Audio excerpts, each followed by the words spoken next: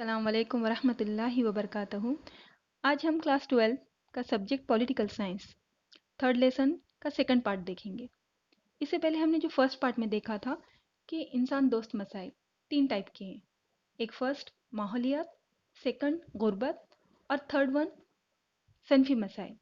اور ان میں سے ہم نے ماحولیات کے بارے میں انفارمیشن حاصل کی تھی، اور اس میں ہم نے دیکھا تھا کہ ماحولیات جو ہے، انوائرمنٹ جو ہے، آج بہت زیادہ خراب ہو رہا ہے۔ اس میں بہت زیادہ چینجز آ رہے ہیں، اور یہ چینجز کی مین جو وجہ ہے وہ انسان کا تعمیر کردہ ماحول ہے۔ اور اگر یہ انسان کا یہ جو تعمیر کردہ جو ماحول ہے، یعنی جو قدرتی وسائل کا انسان جو بہت زیادہ اپنے مقاصد کے لیے استعمال کر رہا ہے، اس کا اثر نگیٹیو جاندار، حیوانات، نباتات سبھی پر ہو رہا ہے۔ اور یہ جو اثر ہو رہا تھا، تو اس پر جو سب سے پہلے جو توجہ دی گئی وہ 17ویں 18ویں صدی میں انگلینڈ میں دی گئی۔ اس کے بعد ماحولیات اور پائیداریت، یہ ایک نظریہ آیا کہ پائیدار ترقی ہونا بہت زیادہ ضروری ہے۔ اگر پائیدار ترقی نہیں ہوگی تو آگے جا کر اس کے بہت زیادہ نگیٹو اثرات دنیا میں رہنے والے لوگوں پر ہوں گے۔ تو اس کے لیے جیسا 17ویں 18ویں صدی میں جو انگلینڈ میں ایک سوچ آئی تھی، اس کے لیے جو کوشش وہاں سے اسٹارٹ ہوئی تھی، اس کے آگے والا جو اسٹیپ تھا وہ 1968 کا تھا، دا کلب آف روم۔ تو یہ انوائرمنٹ میں دا کلب آف روم کا بھی کردار ایک اہم رہا ہے۔ بہت زیادہ اس وقت اس کا اہمیت نہیں دی گئی، اس میں بہت بڑے سیاستدان تھے، بزنس مین تھے، ماہر معاشیات تھے، لیکن اس کو اتنا امپورٹنس اس وقت نہیں دیا گیا۔ اور انہوں نے جو اپنی رپورٹ پیش کی تھی وہ تھی 1972 کی، دا لمٹس آف گروتھ۔ اور اس میں انہوں نے یہ دے دیا تھا، یہ وارننگ دے دی تھی کہ اگر قدرتی وسائل ہم اگر اس کا استعمال محدود نہیں کریں گے تو آگے جا کر ایسا نہ ہو کہ 2072 تک یہ اتنے کم ہو جائیں گے کہ لوگوں کو بھوکے مرنے کی نوبت آ جائیں گی۔ ٹھیک ہے، تو ہم نے یہ یہاں تک کے تو لاسٹ لیکچر میں دیکھ لیا تھا۔ اب اس کے آگے جو اب ہم کو یہ دیکھنا ہے اس لیسن میں، آگے کا حصہ ہے کہ 1972 1972 میں اب جو زیادہ اس کے اوپر لوگوں کی توجہ ہوئی، اور معاشی ترقی کا جو نتیجہ ماحولیاتی زوال پر ہو رہا ہے، اس نے لوگوں کو یہ اس کی طرف توجہ دینے کے لیے مجبور کر دیا۔ صنعتی ترقی کی وجہ سے کیا ہوا؟ بڑے بڑے کارخانے، فیکٹریز، انڈسٹری قائم ہوئے، اور انہوں نے قدرتی وسائل کا استعمال اپنے مفاد کے لیے بہت زیادہ کر لیا۔ اور ایسا ہونے لگا کہ اگر یہ ان قدرتی وسائل کی حفاظت نہ ہوئی تو اب یہ سمجھ میں آنے لگا کہ ان کی حفاظت اگر نہ ہوئی تو ہم کو اس کے اور بھی زیادہ برے اثرات کا سامنا کرنا پڑ سکتا ہے۔ اس لیے اسے فرسٹ ٹائم بین الاقوامی ایجنڈے میں شامل کیا گیا، اور یہ بتایا گیا کہ اگر اس کو بین الاقوامی ایجنڈے میں شامل کر لیا گیا، اور اس کے بعد 1972 میں اقوام متحدہ کی جانب سے اسٹاک ہوم میں برنٹ لینڈ کمیشن یہ قائم کی گئی۔ ٹھیک ہے، کیا ہوا؟ 1972 میں اقوام متحدہ کے ذریعے سے برنٹ لینڈ کمیشن قائم کی گئی، اور یہ جو برنٹ لینڈ کمیشن ہے، یہ جو قائم کی گئی تھی، جن کے صدارت میں اسے قائم کیا گیا تھا، وہ ناروے کی پہلی مینس ایکس پی ایم وزیر اعظم ہے، گرو ہرلم برنٹ لینڈ۔ انہی کے نام پر اس کا جو ہے، اس رپورٹ کا جو کمیشن کا نام جو ہے برنٹ لینڈ کمیشن رکھا گیا ہے۔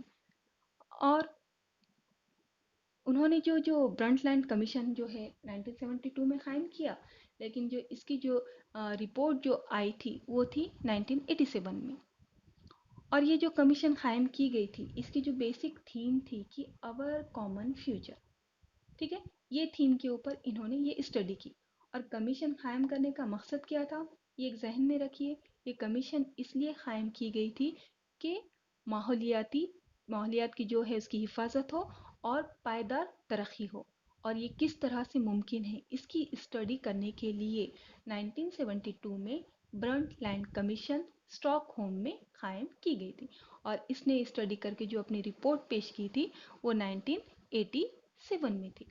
تو اس طرح سے دیکھیے ماحولیات جو ہے، ماحولیات کے بارے میں اور جو پائیدار ترقی ہے اس کے لیے، اس مقصد کے لیے، ماحولیات کی حفاظت کے لیے الگ الگ وقت میں کوششیں ہوتی رہی۔ اس کی ابتدا ہوئی 17ویں 18ویں صدی سے، اس کے بعد 1968، پھر اس کے بعد یہ برنٹ لینڈ کمیشن 1972۔ اور یہاں پر آپ ہے نا یہ چیز ایک اچھے سے اپنے ذہن میں رکھیے کہ یہ جو برنٹ لینڈ کمیشن جو قائم ہوئی تھی، تو اس کا مطلب جو ہے یہ اتنا زیادہ امپورٹنٹ ہے کہ آپ کو یہ question M P S C U P S C میں بھی پوچھا جاتا ہے۔ کیسا ہے دیکھیے کہ ہمارا جو ٹویلتھ کا سلیبس ہے یہ جو چینج کیا گیا ہے، تو یہ M P S C U P S C کے سلیبس کے کو دیکھتے ہوئے ہی اس میں تبدیلی لائی گئی ہے۔ تو یہ انوائرمنٹ جو سبجیکٹ ہے تو یہ وہاں پر بھی اس سے متعلق ریلیٹڈ سلیبس ہے۔ تو یہ والا بھی آپ کو کبھی کوشچن آ سکتا ہے کہ جو برنٹ لینڈ کمیشن قائم کی گئی تھی وہ اس کا کس سے ریلیٹڈ تھی؟ اکنامکس سے ریلیٹڈ تھی، ماحولیات سے ریلیٹڈ تھی، یا پھر سماجیات سے تھی، یا پھر پائیدار ترقی سے؟ تو یہ کس سے ریلیٹڈ ہے یہ کمیشن؟ پائیدار ترقی سے۔ یا پھر آپ کو یہ بھی کوشچن پوچھ سکتا ہے کہ یہ برنٹ لینڈ کمیشن ہے، ان کے جو صدر تھے ان کا نام بتائیے۔ یا پھر یہ جو ہے یہ برنٹ لینڈ جو کمیشن قائم ہوئی اس میں ایک اور آپ یہ رہنے دیجئے ذہن میں کہ اس میں سب سے پہلے جدید جدید جو رہتا ہے اس کا جو نظریہ ہے، جدید جو تعریف ہے پائیدار ترقی کی، اس نے سب سے پہلے پیش کی۔ یہ کوشش تو دیکھیے ہم نے دیکھے کہ یہ کہاں سے ہو رہی ہے، 18ویں 19ویں صدی سے۔